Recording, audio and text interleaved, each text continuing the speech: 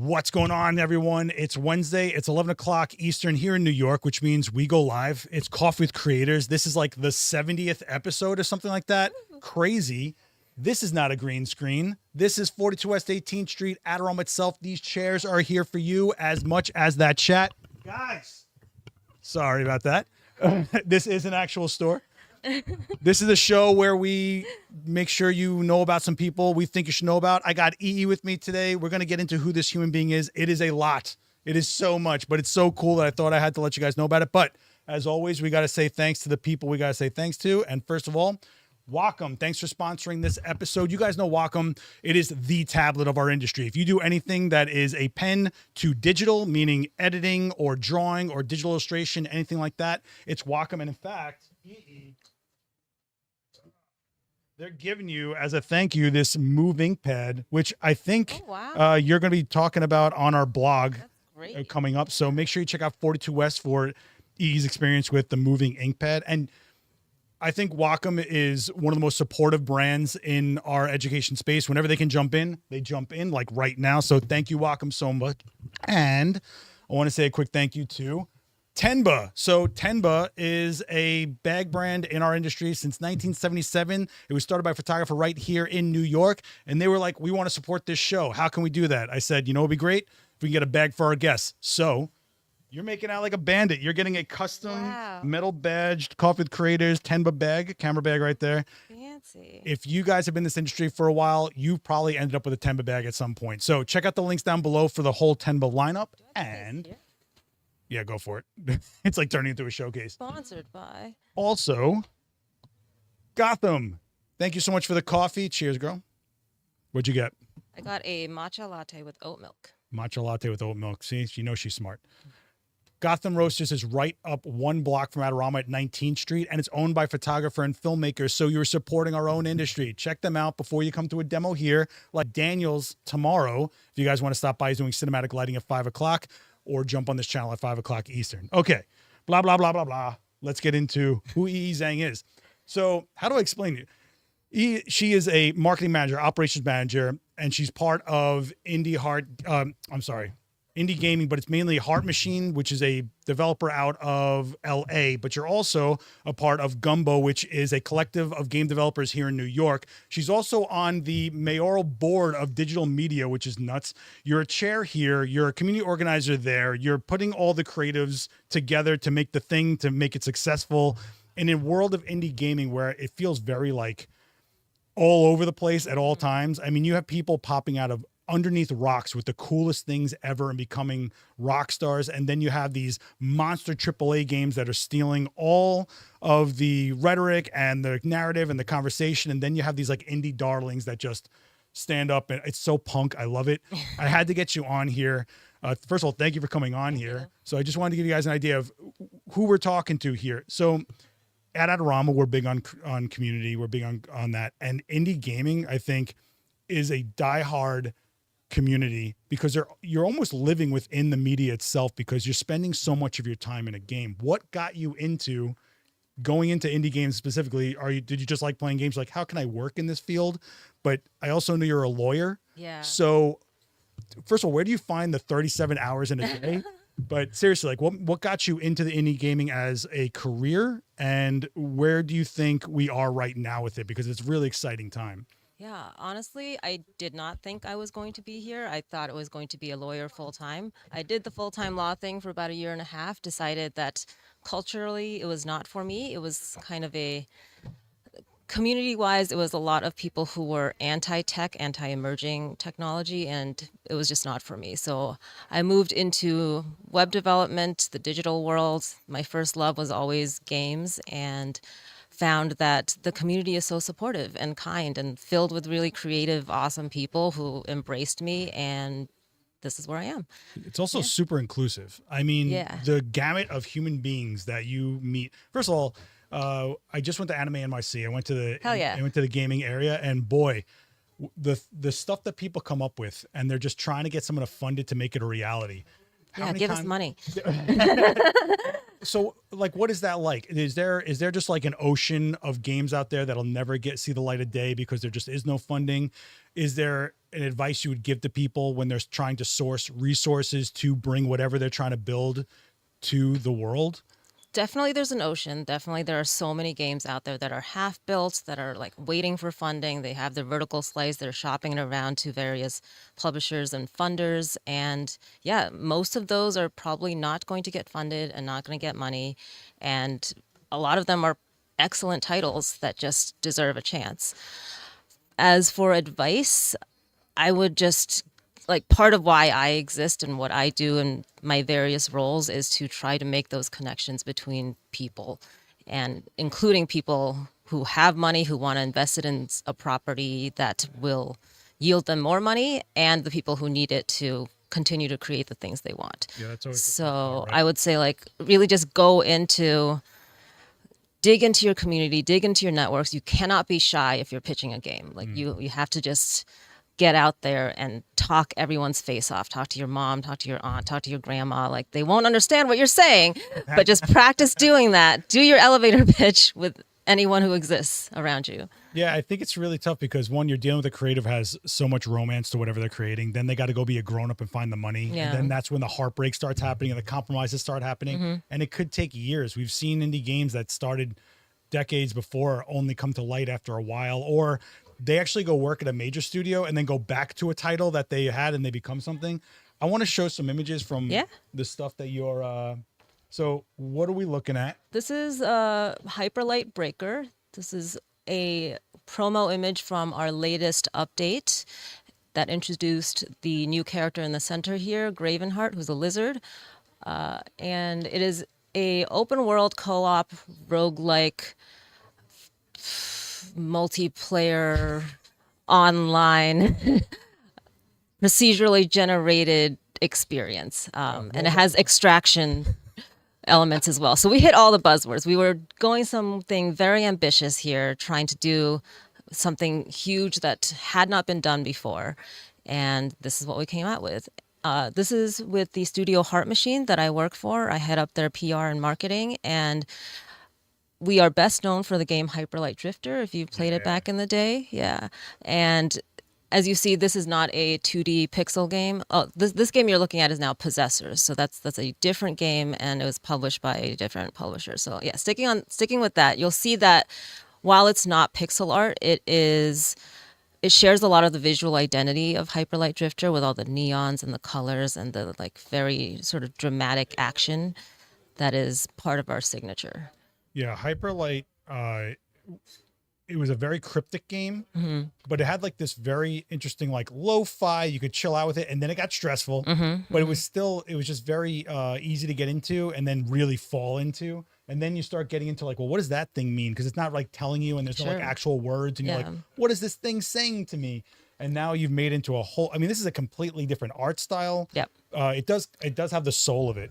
But even the way you play it is completely different. Totally different, yeah. You guys went from, because you did Hyperlight Drifter and then you did Solar Ash. Solar Ash, yeah. And so you were like, you know what? We're not done with Hyperlight. Let's go back. Yep. And that's a major decision to make, right? Yeah, we wanted to build out a universe and not have it be a standalone title. So this is the Hyperlight universe. And there was just more to tell in that story. Yeah. Yeah. And you have a huge fan base for it. So I think Yes. the amount of years it was out, and I don't think people realize that either with indie games, it takes word of mouth, like time for it to get where it could go. Sure. And so I think once you must have to take a minute to develop a base till people even understand what it is or why it's so great. And some of them are so niche that only niche type people like that kind of game. I mean, if someone picked up something like a Souls game, and it's so hard, it's so punishing, you would think there's no way this will be successful.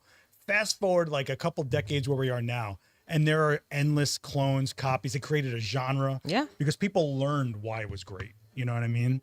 I feel like I'm talking for you. But yeah, like what you said about grassroots, like indie connections and really building up that word of mouth, that's kind of core to what Heart Machine does. That's why Heart Machine existed. Is one of the, at the time, most successful Kickstarters ever. That was when Kickstarter was still like and had a good reputation generally. And from there, yeah, we just built the trust of the community. We delivered something that they really loved, and we have continued to really invest in our community members and player base in order to continue to make good projects. We listen to them, we listen to their feedback, and I think it makes us stronger as a studio and a community.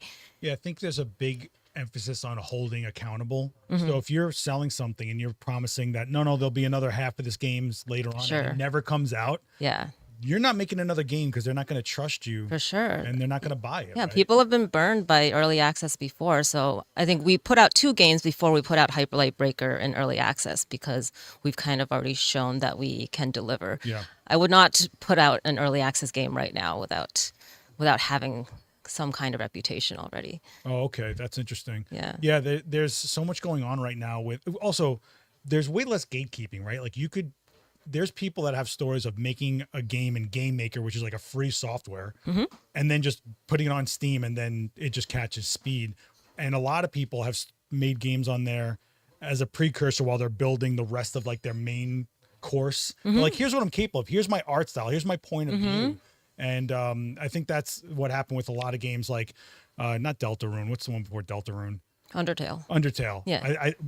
I nobody shut up about this game. And I'm like, That's what? fantastic. I know. I was like, I'm looking at it. I'm like, so it looks like retro. It's got some pixel thing. And then you play and you're like, it's But hitting all like the hits nostalgia. you all, oh my God. You remember playing on like an Apple E2 and you were like a little kid like, well, that's way too old. But Yeah. you really do start feeling the vibe and the tone. And then my favorite thing about indie games is that they don't need to be huge to make you psyched on it. Correct, And get yeah. really into it. Yeah. A lot of people when I was growing up in gaming, everything was graphics. How real could it look? What's the next generation going to look like? Who cares what it looks like if you didn't care about playing it? Yeah. You know what I mean? One of the games that hit me hard when I was a kid was Mortal Kombat. I never saw a fighting game that looked like that. It was like real action people. Like, look at the blood. Yeah. Yeah. Where we are today. By the way, guys, if you have any questions, this is why we're live. So let me just say a quick what's up to Eric Bird, Steve Bordeaux, Jeff Shell. We won't tell your boss you're watching. Don't worry about it. John D. and David Von Grad. You're welcome to ask questions. I think we have to embrace all sides of creative aspects in this world. And I think there's a big overlap between gaming and what we do in content creation, especially since all gamers, if they're serious in trying to make it more part of their income or their life, there's this crazy overlap of having to make content out of the game. Yeah, it's like a symbiotic relationship. We wouldn't really exist or do well without content creators and vice versa. We all need each other. Yeah, we do. But does that ever hit the design of the game? Do you guys ever design a game with a thought of, well, they're probably going to stream this, so we should go this direction? Or because like there's a lot of games that, for example, have streamer safe modes now to cut out all the copyright music. But is there like an art style you think would be, no, this would be way eye catching if someone sees it on Twitch or something like that? Well, Solar Ash, our previous title before Breaker, we didn't specifically think about streaming, but we did think about speedrunners, and they tend to be streamers as well. And it's very much a go, go, go, go, don't stop ever kind of game, and looks beautiful on a stream. And while we were developing it, and shortly after release, we were very much in touch with the speedrunning community. So we would be patching things and they would be like, no, don't patch this out because this is an exploit we use for our speedrunning. So we would like revert those patches. We're definitely thinking along those lines always, because it helps the longevity of the game. Oh, absolutely. They're the ones playing it, right? Yeah. And nobody tries to break a game harder than a speedrunner. Exactly. I mean, they're trying the to best get through QA. walls to just skip the entire thing. Like, you want to experience the game? Like, no, I just need to get to that end point. Yeah. It's crazy what they find yeah. too. And I bet you there's some developers like guys on your team that are going like, I guess I better watch that next time. Like I totally forgot about that invisible wall that I didn't patch that seam up or whatever. I do want to play some of these trailers that you have here. Yeah. So let me know what we're looking at here. This one is about GUMBO Collective, which is the indie game development collective that I am on the board of, and we have been around since 2015. We are the world's largest collective of indie game developers based in Dumbo, Brooklyn, and this is just a bunch of trailers. This is Skate Story by my friend Sam. It's going to be coming out, I think, this year. I'm making no promises for Sam. I have this on my wish list. Yeah, it's gorgeous, right? Published by Devolver Digital. It's going to be fantastic. This is awesome. So when I saw this, I was like, oh, it's like Skate, but stylized. I'm like, I'm in. Got me sold. Yeah. And this is what I'm talking about. Instead of going after realism, they're going for an art style. And I think that speaks so much louder than like trying to make something look like it's in front of my face when it's not Yeah, going exactly. anywhere. And he's just one dude. This is One one very guy. stressed out dude. Yeah. How many years? I think they got It was this? supposed to be out in like 2023, so a little more than that. Well, the worst thing you do is put out a game when it's not ready. Exactly. I Yeah, mean, let them cook. We've seen so many people like look the Cyberpunk fiasco where they released the game under pressure because they announced it too early. Marketing got ahead of them, and then they put out a basic broken game, which I got to tell you, I loved it broken. Yeah. It was like I never played a game like that where the rules there's no rules. Like, oh, this is what's going to happen because in gaming rules, that's what happens here. Nope. They're coming through that wall. These doors are flying out. I'm going through the floor. I was living it, living that game. And now they fixed it and made it like this Oh, beautiful how thing. dare they Yeah. make it work. What do we got here? Oh, this is Captain Corgi by Jonah, who is the chairman of our board at Gumbo. It's like a sort of adventure-y exploration game where you're trying to solve problems for people. But these are all games from Gumbo Collective, which I wanted to go back to because we were talking about grassroots communities. Heart Machine also was born kind of out of Glitch City, which is a LA-based indie game dev collective. Some of their more well-known people are Ben Esposito, who made Neon White, and like Heart Machine would not have existed without Glitch City because back in the day, like the playtesters were the people in Alex's garage and they were just talking about Hyperlight Drifter. I mean, like, does this work? Can we do it like this? Like, you need your friends and your teammates around you before a game exists, before the money comes in order to make it something that people actually want to play. Yeah, and I think your chemistry on that team is going to be a big deal. Yeah, and then you're basically collaborating nonstop. But I was going to ask you, like, is Gumbo and all these things born out of just people like having trouble networking? Is there just like is there an isolation that happens? It's extremely isolating to like just be working in your basement cranking out a game. Games take years and years to make. And without people around you, like we're fortunately living in New York City where there's a tremendous amount of population density, so you can find your communities and find the people around you. But someone in like Idaho in their basement. Does everyone say Idaho? I'm so sorry, Idaho. Shout out to Idaho. Oh my god. Yeah, just people out there who don't have those built-in communities. They go online. They go and play test on Discord. They find those communities. Right. They go to conferences when they have time and show off their titles. You can't build a game purely solo. No, and I don't think people realize how much work goes into it, and then the testing and the non-stopping and all that stuff. But it's interesting because one of the things I feel that generations have right now that we didn't have kind of in our early days was we didn't have a history. There was like a little bit of history. There was like maybe two consoles. There was maybe two consoles that were out there, but now they have a track record of like what art styles, and now everything's referencing something that already existed. And that, and if you're trying to get like an audience, you go after like, well, a genre. And now there's genres that are named after games that existed. That wasn't a thing. Metroidvania? Yeah. Like it's literally named after two games that got put together, or roguelike. Yeah. Like, and you could just roguelikes these days aren't really anything like original Rogue. Oh. Yeah. It's just roguelikes will drive you crazy. Yeah. If you guys don't know what roguelike is, you basically play the same run through over and over again, but you build up on the character so that the run stays the same, but you basically exponentially go up based on your choices and your place. Hyperlight Breaker is a roguelike. Yeah. And also now, what's really amazing to me is the games are up to the player. So you could put a game out there, but they're all going to have their own playthrough. And you'll actually watch people come together and go, hey, what ending did you get? Hey, which way did you go about this? You can build out your character based on the way you play or what you want to do, like their attack style, their weapon style, whatever it is, right? Yeah. Like right now I'm playing Silk Song, and I was like surprised how many variations there were to the combat, where the previous was Hollow Knight, and you're like, yeah, I got like 5 moves and we're good, right? But I think there's something to simplicity also, because then you're taking away that distraction and you're trying to show them something else, like maybe a story or a narrative. What do you think is one of the major elements that people connect with when it comes to a game? Do you think it's a story? Do you think it's like... I think it's like, it's whatever speaks to them as a human themselves and like their history with gaming, because they're like we talked about speedrunners. They don't give a shit about narrative. They will just skip the story and they will complain when they can't skip the story.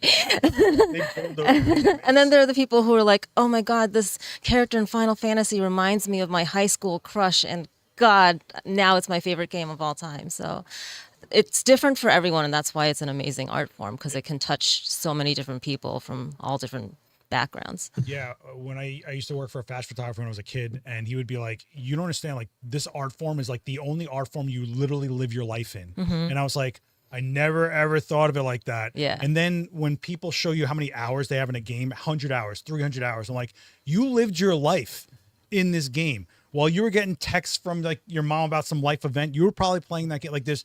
You literally are inside of it, no matter, and you know, there's immersion. We could talk about that or whatever, but Dan Arango is actually saying, I'm an old school gamer. I was on that Apple IIe back in the day. Hell yeah. And some of the strongest emotional responses I had to games were for games that were not realistic, games with text graphics. Okay, like So I guess you're Dungeon visualizing. Crawl Stone Soup is one of my favorite games, and it's just ASCII art. Yeah, it's just a lot of typing and hotkeys. I never got into that. I also never got into turn-based. Oh, okay. Turn-based is not for me. It just does not work. But I could totally get that, especially it's basically like reading. Like you're seeing it in your head, you're building it out. It's basically your own experience. Just like D&D and everything like that, right? Yeah. I know Daniel Norton's going to like give me, every time we get into this debate, he's like, you wouldn't have anything in gaming if it wasn't for guys like me with D&D and the tabletop. And I'm like, yeah, I'm not a tabletop guy, but You played with us once, right? yeah, I tried D&D 3 times. Okay. I just couldn't do it. It just was not clicking for me. No disrespect or whatever. And I totally get it. And I totally understand that a lot of what I do now in games comes from that skeleton. But part of what I love is like the decisions the people who created it made. Like, why'd they go with this art style? Why is it cell shaded? Or what are they trying to get me to do here? Because that's half of the game is them trying to get you to go or do or Sure, kind of yeah. nudge you in a direction. I'm like, what are they trying to say to me here? And then you're like, well, is that supposed to be there? What's that thing? Can I break that thing? Yeah. Like, that's my favorite. You know, one of my favorite games of all time is Little Nightmares. And it tells you nothing. It will give you nothing. No words, no speech. And I'm trying to figure out what to do with these gnome guys. I'm like, do I carry them around? What do I do? That alone was just, to have that freedom of discovery is so much fun. Yeah, and it's immersive, I assume. I have not played that game, but I can sort of glean that it's a horror game. People want to call Ish. it horror. I think I find it endearing personally. Okay, I think okay. it's creepy, Yeah. cute. But I think it would help with the immersion if you go in as the character not knowing anything, because you, the player, don't know anything. Right. So it helps you immediately have that like empathetic connection with your character. So aside from all the creative stuff, what's Yeah. it like being the human being that's like almost like a buffer between the grown-ups and the creative? I mean, you're living on the mayoral board of digital media. What does that even mean? I mean, is there a lot of negotiating in that you go from side to side to kind of get them to meld together? Like what's that about? Ultimately, it's just asking anyone I can for money. It's just like a fancy way of saying I beg around for money for games. I got to say, she's the queen of elevator pitching. I gave her an idea. I was like, it's all this. And she's like, boom, here's 15 seconds that you need to say to people. Yeah, I was like, whoa, that's amazing. That skill is insane. Yeah. So there's that. There's on the like sort of B2B side, there's asking publishers, investors, and working with state and city officials to ask for tax incentives and just direct funding and grants and other opportunities that are like sort of in-kind donations almost. And then the other side is B2C, where I am the barrier between the dev team that we really need to focus on making the game and the player base and community who really want to ask a lot of questions and make a lot of requests of the dev team. And it's kind of up to me to, obviously with the help of the team and producers and mods on Discord and stuff, to figure out and communicate the things that are actionable and that make sense as feedback, and the feedback that the team will want to hear versus the things that are just like, you're art is fucking garbage. Like there's a lot of that gets filtered and stops at me. Oh, yeah. Yeah. Oh, I can only imagine okay, you're like a punching bag, and then you take Yeah. the things that are useful and then massage it over to the other people. Yeah. I don't think people realize what it's like to work with creatives. They are often, artists can be very sensitive because they have to put a lot of themselves into their craft, whereas I'm not sensitive.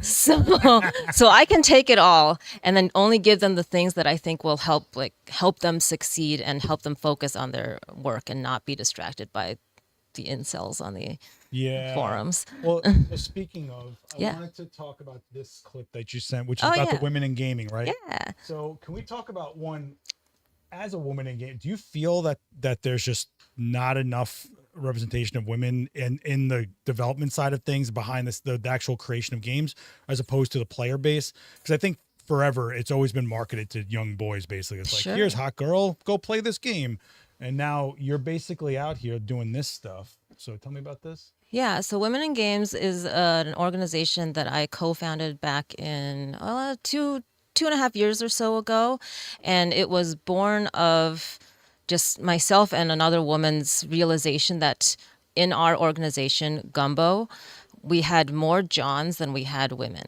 Okay. We had 9 Johns and 7 women at the time. And I was like, that's kind of a problem that we have 9 people named John in a whole organization and just 7. And we only had 40 people at the time. Ridiculous. So we looked at each other and was like, okay, is there a Women in Games organization that meets in real life in New York City? Because there are a lot of female game developers out there. We just haven't found each other yet. Yeah. So that's why Women in Games existed.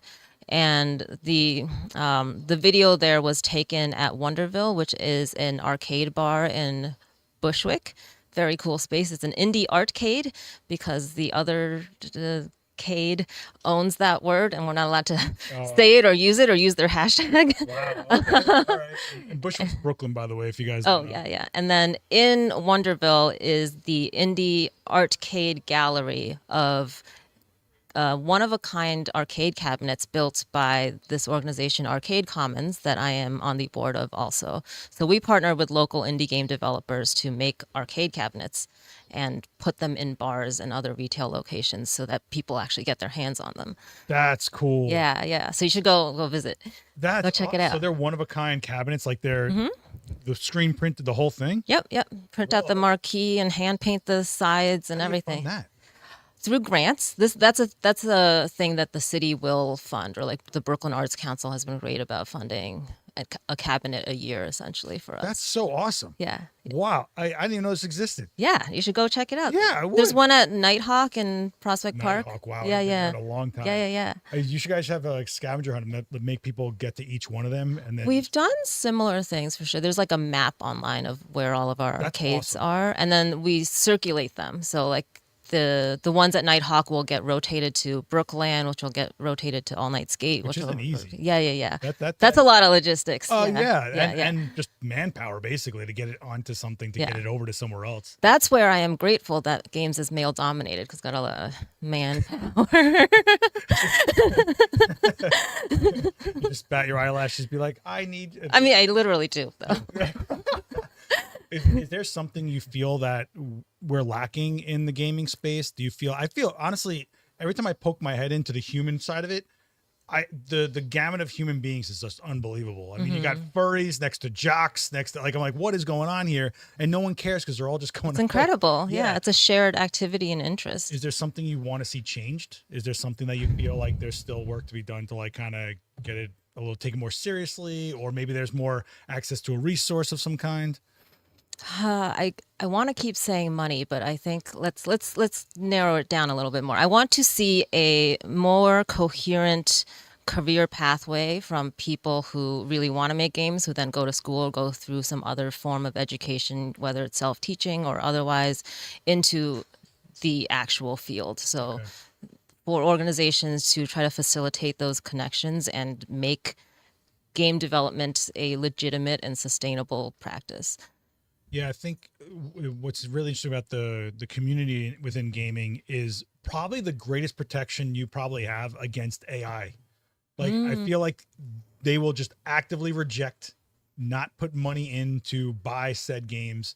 And AI, it will actually, your industry, I think, will be one of the few industries that people actually apply it as a tool to make the games faster, right? Like the code gets written faster, Sure. or, Yeah. you know, or something as dumb as like populating assets in a world. Instead of having someone making trees, they have AI do it. But I don't think that someone wants to play an AI made game. Not yet, but it's getting really good. Yeah, Yeah. you think it's going to be? I do think it has made its way into a lot of different development pipelines, not assets in production yet, because everyone is not sure about the legalities of like whether AI sourced models and stuff are legally usable or did they violate some kind of copyright. But for ideation or for like helping move production along faster, that already exists. That's like part of a lot of studios practices, not ours, because we're very, very anti-AI, very like artiste in a way. Drawn. I mean, it's unbelievable. Yeah, there's just a lot of handcrafting and keyframing for sure. But I think people appreciate that. I think they like being surrounded or immersed in something that was actually created. Yeah. You know? But I will say that there will be a place, and I think there already is a place for AI generated. Yeah, it's called slop mobile games. Yeah, mobile games, Mobile right. games. Yeah, Bejeweled, if the jewels were a little wonky looking, who cares? They were walking. It should, I think they just did a clean out. Was it Itch.io or whatever? They cleaned out all the AI junk. They tried to at least, and it made their library like go it's just amazing how much is already out there. Yeah. But I just feel that when I was growing up, I never thought we'd get to a place where people followed the people making the games over the games. Like when a new studio says they're doing something and I'm into what they've done before, I'm following that studio over the game. For sure. You know, so I'm like, what are you doing next? Yeah. You know, I just couldn't believe it. Oh boy. So Mike's asking, what console got you into gaming? Were you a console gamer when you got into it? Oh God, I played mostly PC games, but my first console that I got, I think, was the N64. I played a lot of Smash That was back a big then. console, man. Yeah. But before that, it was I had a Game Boy and a Game Boy Color, I guess. Played Pokemon, but it was really more PC games. Marcus is saying with AI and gaming, it's basically trying to get rid of voice and art talent, which I could understand the voice talent. Not that I'm condoning it, but I understand the cost of a voice talent. You actually see in a lot of indie games, like they do, and then there's like text bubbles, because they can't afford. Yeah, Captain Corgi, which we saw, has a little, but I think that's Jonah making those noises. So because it's not going to make that game any better if there's someone doing the voice on that. You're not there for that part of it. Yeah. You know what I mean? I play this game called Angerfoot, and it's just such a mess. I love it. Okay. And everything's just like I think I showed it to you. It's the Oh yeah. When we were if yes. It is so high paced and so cracked out, and it's just ridiculous. But no one's saying real words, like, and you just go with it because that's not what the game is for, right? How do game developers handle burnout? That's interesting. Do they go play games? No, right? We don't talk about burnout. No. They go camping. It really varies from studio to studio. Honestly, I think our studio is very mental health focused and work-life balance focused, and I think a lot of indie AAA category studios tend to be better cultures, whereas like larger AAA studios, they know how much people want to get into games. They know it's a passion industry for a lot of people, so they're fine with you burning out. And if you burn out, then there's like 10 people there ready to take your place, probably for less money. I gotta tell you, every day you check out like a YouTube gaming news or whatever, I feel like a studio just got bought, then closed, and it's like heartbreaking. What is the life of someone that's a developer or even in this space in any regard? Is it just so unsure? Are you just always ready to go to the next? Do you have to be ready to pivot to another company at all times? Like, yeah, it is currently a shit show, unfortunately, in games, and also in like the larger tech space, but games especially, I think, due to a lot of like overinvestment, speculative investments that didn't pan out from like 5 years ago. So a lot of people are losing their jobs, and I think we are all kind of on the edge of our seats, like waiting for the next shoe to drop and waiting for the next big thing to really affect the industry again. I think AI will be a part of that movement. A lot of people, especially juniors entering the industry, are feeling that. So yeah, I'm ready to lose my job tomorrow. Wow. I think everyone should be, even if they're not. I come from a background in HR and recruiting, so I'm very used to like the whole job search, job churn rhythm, and I'm always interviewing. Like I started interviewing like the second month I got into Heart Machine, because who knows, if that didn't work out, I would be interviewing again. So keep those skills sharp. And relationships, Yeah, right? keep the People, relationships, right. keep your portfolio strong, So and even if you, always be updating. okay, Yeah. the way I looked at it from what as an outsider, it just felt like basically freelance with a pretty title. Yeah. You know what I mean? Like, yeah, they gave you a job, but you're really always out there. So that's why the relationship thing.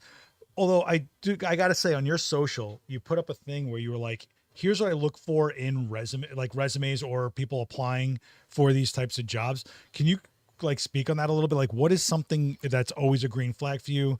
Is there something you're always trying to catch that'll be a problem later on? Like, if someone out there is trying to get into this and is applying to it, what are some things they should consider when they apply?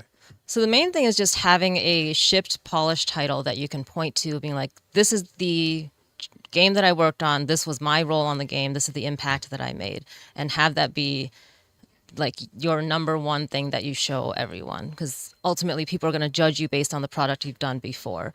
I think it's a big red flag if you have like 20 projects that are half finished and not a single fully finished one. It just means you're kind of trying out a bunch of stuff, but can you deliver? Can you like support post release? Can you do any cross platform porting or anything like that? If you're not able to demonstrate those things, then you're probably not someone that I would hire. Yeah. I think the thing that probably hits most people is when it becomes a job. Like now it's for real, and work is work. Yeah. You know what I mean?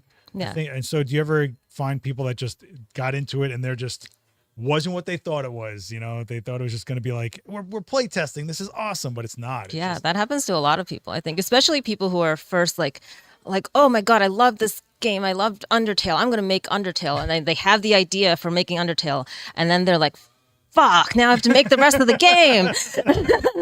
What? oh, man. And then it's years. It takes years. It takes a lot of dedication. It takes being just a little bit psychotic Yeah. to do it. I think people don't realize that when you're creative and you have an idea, the second it's kind of out of your skull, even a little bit, you're over it. You're like, finally. Oh, all right. Yeah. You figure it out. Yeah. And that's not going to happen. Yeah. Mark is like, Ubisoft is kind of notorious for shoddy workplace culture. I heard Blizzard was horrible as well. I think a lot of AAA, what people don't realize about AAA is like, it's the biggest corporations you can find. Imagine what that's like. And some of the biggest games, it's hundreds of people. When the credits roll, it's like shocking. Yeah. The army that it took to create God of War or something like that. I mean, it's not bad to have those studios exist, because they're really good places for entry level people getting into the industry to work and get that experience of being on a team. You don't have to do too much. Your experience is very narrow to a thing. You might spend just a whole year making trees, blowing in the wind, and that's your year. Yeah, but you're experiencing working on a team. Yes, but now I have Fortnite in my resume, and that's great. Yeah. Man, I am not a Fortnite guy. Yeah. Oh, I can't get into that game. Yeah. But I think AAA is what keeps the mainstream of the industry as big as it is. Without that, you're not going to have an industry big enough to sustain an indie level, right? Yes. Like they're never going to trickle down to finding the more substantial games. And I got to tell you, I think most of the time indie games thrive is because they're at a price point under $20. And somebody's like, I need something between this and this. And then they turn into, I love this thing so much. Yeah, exactly. I'm sure the level of cult fandom outweighs people that just snack on Call of Duty kind of stuff, right? Like they're literally dressing up as characters or are wanting to wear the t-shirt of like no one's walking around wearing a AAA game as a t-shirt and not feeling a little weird about it. There are a lot of cosplayers though who do Yeah. like the characters. Cosplayers like are different, Apex, right? yeah. You know, because they're trying to get noticed Yeah. with a known character, but flying a flag, I'm saying, like I could see people rocking like, you know, when and the best thing ever is you're at a Comic-Con and you're wearing something obscure that's putting up a signal about something. It's like, I love. Yes. And then like and you find that micro community that's into that dumb thing you're into. It's the coolest thing ever. No, it's great. I have on my dating profile a cosplay I did of Ace Attorney, like Phoenix, right? And it's just me in a blue suit going, and like the people who get that and are in my DMs, those are the people I swipe on. That's also a really fun game. It's so good. And when they put him in Marvel vs. Capcom, I was like, he's a fighting game character. That was like one of the coolest. I'm going to get lost on that one. It's great. Is there a genre of games that you kind of gravitate to as a work related thing? Like, do you find that it's easier to get funding for a certain genre over another genre, like a fighting game versus an RPG? Or are you just like, it doesn't matter, they just want to hear something they can invest into? Yeah, I think I'm glad that you raised this, because I like, even though it's a little weird that we now have games that define genres and those genres then morph away from the original intent of the game, it's really helpful from a funding perspective, especially because right now investors are a little risk averse with their money, to be able to say like, this is a Metroidvania, this is a Souls-like, and it immediately grounds the person who is receiving the pitch in like, okay, I know exactly what to expect. I know that this has been successful before. It is a proven model, so I can get my head around it, rather than something like extremely experimental and brand new. Those things will break out, but they are a lot riskier. Yeah, but if they're done right, they stand out. The problem is with no proof of concept. Exactly. It's so wild to me. There's some weird games out there that just, there's this game I play, it's so dumb. You ever hear this game Getting Over? Yes, Bennett Foddy, rather. So yeah. He's in New York. Oh, is he? Yeah. Literally a guy in a bucket with a hammer trying to get over rocks, and for something about funny. It's just something I play in between calls. You play it for a few minutes and then you're frustrated and you go. Yeah. It's like antagonistic game design is what it's called, and that's a fun genre. Explain that to someone to get funding must be nuts. But now that exists, it sets precedent. Yeah. So there's got to be some kind of like thankfulness to some of the stuff that gets out there. Yeah, but for sure. Do you ever think that we get inundated with a genre because it's investable?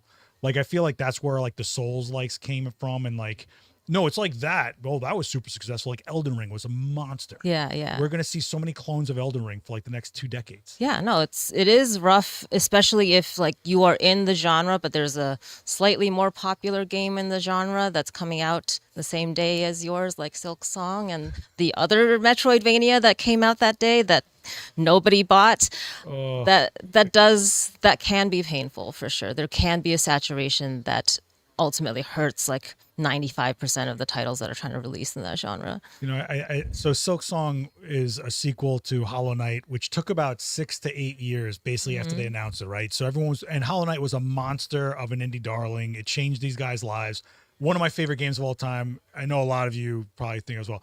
Silk Song came out. We were waiting for it. We thought we were never going to get it. No leaks. They weren't even talking to the public about anything. They had nothing to say every time. And then out of nowhere, they were like, "Oh, it's coming out next week, guys. Oh, were you waiting for this? We're sorry." I was like, what? But the response from the rest of the industry is like, if you gave us a heads up, we could have changed our scheduling so that, because it's going to overtake the messaging, right? All the YouTube reviews come out at once. It drowns anything else that comes out. It's just like camera releases, right? When a monster release comes out, we forget about some other stuff that came out. It's the same way. My argument is, I think this makes awareness to the people that don't even realize how much is riding on a game release, to not just focus on one major thing that came out, but look what else is out there. I think no one hears that side of the coin. They just get what showed up on Steam that day. Sure. You know what I mean? But you were like, you think you I were was pissed. I was pissed that like, because our other game, Possessors, which you showed some screenshots of before, is also in the search action Metroidvania genre. And also we were planning to put it out this year, hopefully. But then Silk Song is the behemoth that like casts its shadow over everything. And because we didn't know when it was going to come out, it was too risky to be able to put a marketing plan in place, because you can't just change a marketing plan with a week's notice like they gave the industry. So we were like, let's just let's just wait and see what they do first, because we want our game to have the best chance for success, and having it be under the foot of Silksong was not going to be that. Yeah, and it's such a monster game, like from like the size of the game, first of all, to the amount of things you got to realize when a game comes out, they're going to look up stuff about the lore, the story. Okay.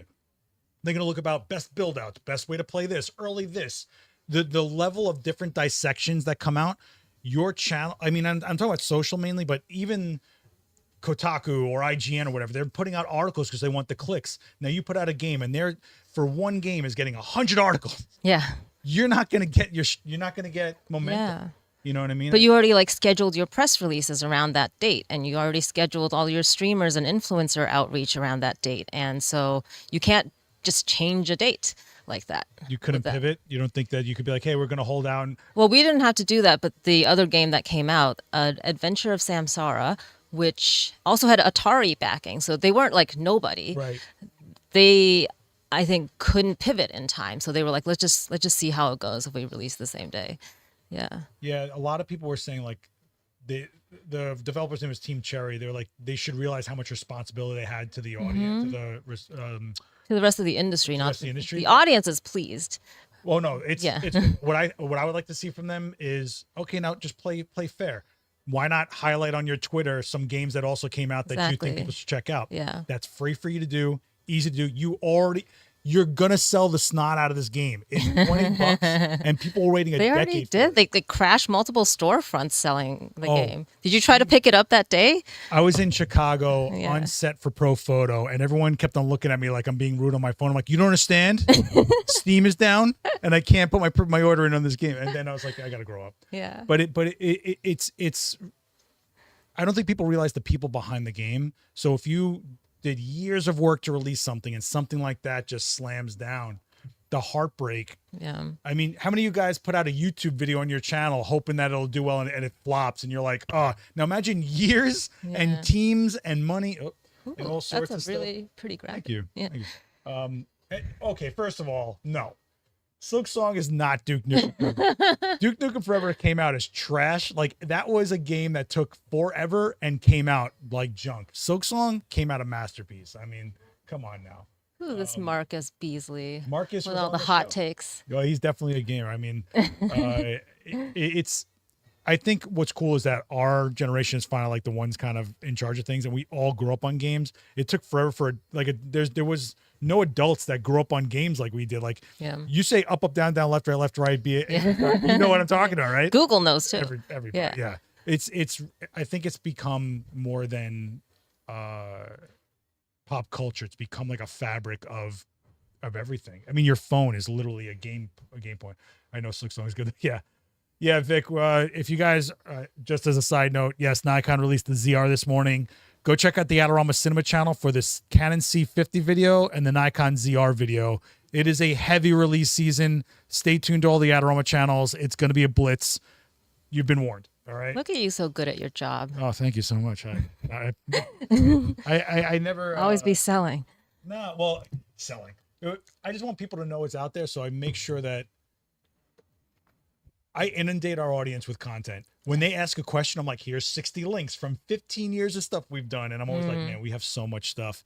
But I pride our platforms on being a resource they know they can come to when something major happens. And even when we were in gaming, I tried really hard to stay up on every Sunday, no matter what.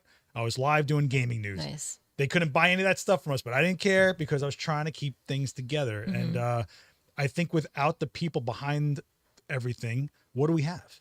And I think what you're doing is super important. And I think what you do is what glues together everything to bring it to us for a schmuck like me to be able to play it and go, this is awesome. And this art style made me think about this. You know, many times I play something, I'm not even gonna lie to this, Solar Ash, a week after I started playing that game, you started watching me use teal and neon pink gels in certain things. Like, hell yeah.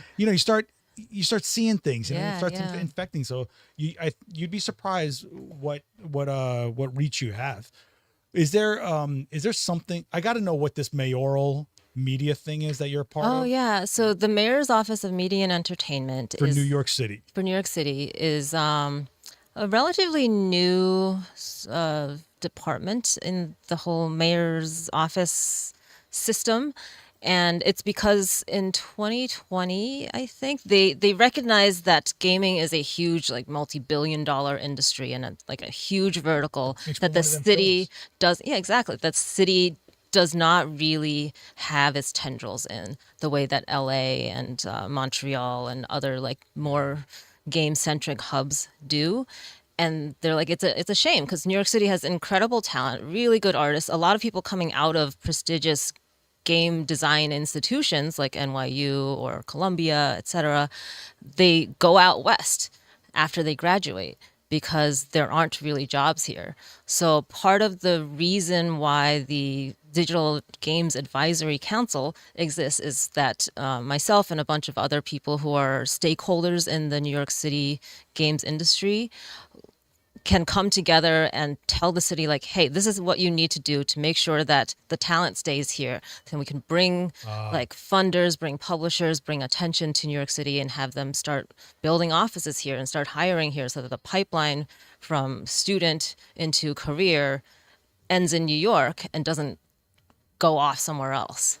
Yeah, Yeah. and you don't think about it like that. Like you used to like, oh, there's no gaming. You think like public, like a scene, like there's no arcades. Like no, they need office buildings full of people making the things and Yeah. collaborating. So that's very interesting. Yeah. Do you think it's successful so far? Do you feel like they're really making strides? Recently, we had Rockstar build like a big campus out in Brooklyn, so that was one thing. Yeah, they're right here in Soho. They're on Broadway. Yeah, that's the original location, but they built out like a new chunk now near, I want to say, the Navy Yard. Oh, the Brooklyn Navy Yard. Yeah, Really? like a Wow. new campus I used there. to silk screen shirts in the Brooklyn Navy Yard as Yeah. a kid. That's a long. It's a great tech hub now. It's incredible. Yeah, yeah. I mean, it was a really rough part when I was a kid. Yeah, yeah. Not the friendliest place in Brooklyn, but now that's amazing. And just so you guys know, Rockstar Games shares like a building with DGI and Hasselblad. Just so you know what's going on here in New York. But, Okay. Yeah. yeah, and Rockstar's famous. I mean, one of the best games ever, Warriors, was done by Rockstar. Just trying to attract more bigger studios here, trying to like mid-sized studios like ours here through tax programs, also tax yeah. incentives for, I think there's like I want to say like a 20% tax credit for any games that were produced with over 100K budget, which isn't a lot in games, that were produced in New York State. Oh, okay. So, Yeah, because New York City itself is expensive just to have an office building. Like Mm-hmm. it's a lot of overhead for a game to already endure, you know? Mm-hmm. Yeah, so I'm surprised. Wait a second. Bully was a good game, but it wasn't my. I'm not gonna talk about Bully. At least I didn't say Daikatana. Do you really know what Daikatana was about? John Romero from Doom. He went and did his own game, and it took forever. Okay. And everyone's like, and the ads said he's like, he's gonna own you. You're gonna like, okay, cool. Then put out the game. It was like the worst game ever, and it's all because he switched engines. There's like a whole documentary on it. Don't start with Marcus. You make me go down rabbit holes I don't want to go down. GTA 6. So I do actually want to talk about that because that could be a culmination of everything we just talked about. It took a million years. Mm-hmm. It's a major AAA game. It is probably going to be the most expensive game we've seen because they can charge for it. People will buy it over $100 for a game probably. Yeah. It will and they thought they were going to announce this year, and it shifted the entire release schedule for months of the rest of the industry. Do you think something that big is beneficial or more of a hindrance to the industry? Honestly, something like that, we're not so worried about it because it's a AAA title. It is a price point well above any of the things that we're going to put out in like III, AA category, and certainly well above indies. I think overall it will drive more attention to games, and that will only help us. Unlike a Silk Song, which will kind of be a competitor, GTA is just a different category, a different tier of game. Yeah, I call it a bro game. Like the guys that don't really play, but they play that one thing. Yeah. They pick up that game. You know Call what of I mean? Duty. But yeah, yeah.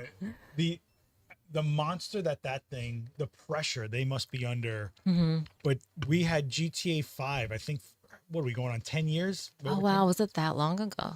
Was it 2015? It still looks great. Yeah. It still looks great, still plays great. It's still making money for them. The billions they've made off of that game. They didn't have to put out a GTA 6.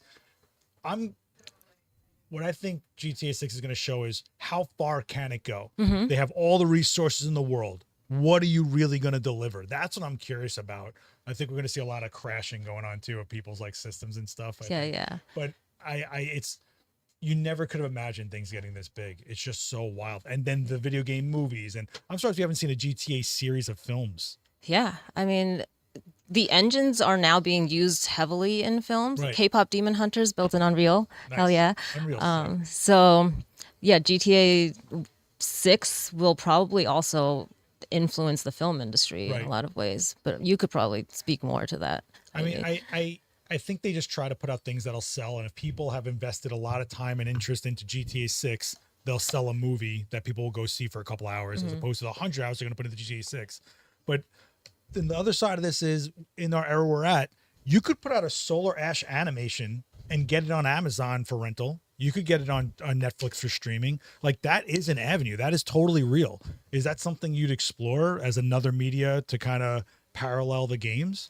Yeah, we've been talking forever about doing a Hyperlight Drifter animation with I forget the guy's name, like Ari, who did the Castlevania series on cool. Netflix. That was good. Been talking forever, and like technically the contract is still live, so we'll see. Solar Ash, we are working with a student group out in Sweden right now, and they're putting out a little animation in exchange for us letting them use the IP. They get to put it in their portfolios, and we'll get a nice little marketing piece and say that we helped out the student group in That's cool. Sweden. And if that does well, maybe we'll turn it into a series, or at least like a shorts series, Yeah, I think that's perfect. Like the parallel of something you can watch and get into the what's going on as far as a narrative, and then you go play it and you get used to the art style, you get used to the vibe. Yeah. I think it goes hand in hand. I think it's crazy for any IP to not explore that way. We've had a lot of bad video game movies, but like series, we've done okay. We've done Yeah, right. yeah, You know what I mean? maybe. And also, Solar Ash was published by Annapurna, which they started out as a film studio. So we'll see. They do some very interesting lo-fi stuff. Yeah. You know, they didn't do Stray? Was that Annapurna? That was Stray. Let me tell you how relaxing that game was. What? Cat with gun? The cat, you're jumping around, you're purring on robots, you know? Yeah. I think it was great. It was like so chill. No, the first half of the game was chill, and then it was like, then it was then just the a world shooter. ended Yeah, and all yeah. that shit. Yeah. But you're an orange cat with a computer Yeah, talking yeah. to you. Or did they do Animal Well? Is that them?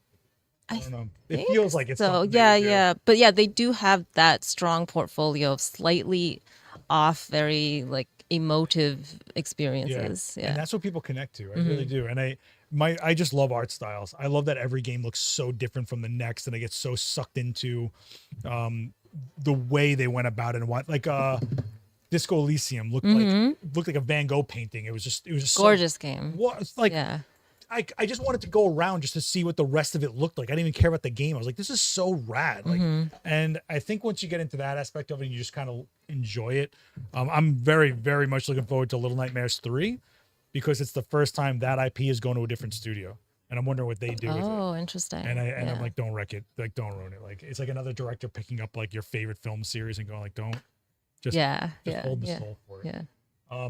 Cool. Well, guys, if you want, stay up on EE right here.